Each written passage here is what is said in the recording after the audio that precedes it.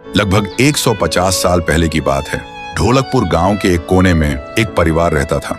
उस परिवार में था पीहू, उसका बड़े भाई साहुर और उनके मम्मी पापा। एक सुबह पीहू और साहुर घर के बाहर खेल रहे थे और अंदर उनकी मम्मी किचन में खाना बना रही थी। वो थोड़ी जल्दी में थी और तभी अचानक उनके कपड़ों में आग लग जाती है। वो चीख चीख के चिल्लाने लगती हैं। पीहू और साहुर मम्मी की चीख सुनकर भागकर अंदर आते हैं और जैसे ही मम्मी को जलते हुए देखते हैं वो चिल्लाते हैं, पापा जल्दी आओ पापा।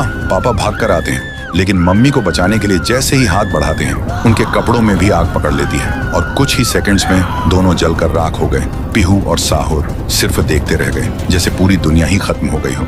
अब पीहू घर में अकेली रहने लगी और साहुर हर दिन खेतों में काम करता, सिर्फ इसलिए ताकि उसकी बहन भूख से ना रहे।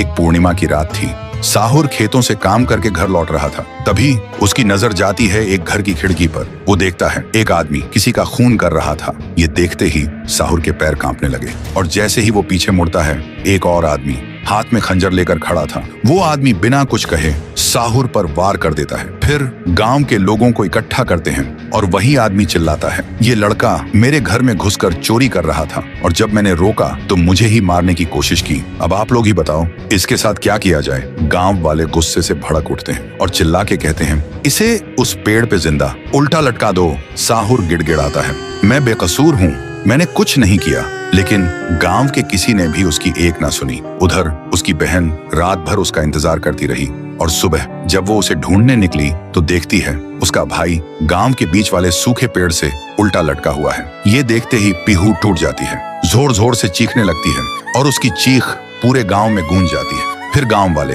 पीहू को भी चोर का बहन कहकर गांव से निकाल देते हैं और तब से साहुर की आत्मा उस पेड़ के अंदर समा गई थी और पीहू गांव के बाहर एक झोपड़ी में रहने लगी थी। रोज एक पेड़ के नीचे बैठकर भीख मांगती थी लेकिन कोई भी उसे कुछ भी खाने को नहीं देता था। वो बस भूखी पेट पेड़ के नीचे लेटी रहती थी। साहुर भी अपनी बहन का दर्द महसूस कर पाता था लेकिन वो कुछ नहीं कर सकता था। फिर एक दिन पीहू रास्ते में खाना मांग रही थी और तभी एक नशे में चली गाड़ी ने उसे कुचल दिया था। तब से पीहू एक भूखी आत्मा बन गई जो हर गांव में भटकती थी, सिर्फ एक ही बात कहकर, मुझे भूख लगी है। ये सब याद करते ही तुंग तुंग तुंग साहुर की आंखों से आंसू टपकने लगते हैं और तभी उसे एक आवाज सुनाई देती है और बिना कुछ सोचे तुंग तुंग तुंग साहुर उस सूखे पेड़ के अंदर से निकलता है और अंधेरे में सीधा उस आवाज की तरफ चल पड़ता है। तो दोस्तों, अगर आप चाहते हो कि अगले पार्ट में पीहू, गुड़िया और तुंग तुंग तुंग साहुर की पावर दिखाई जाए तो इस वीडियो को 2 लाख लाइक्स तक पहुंचाओ,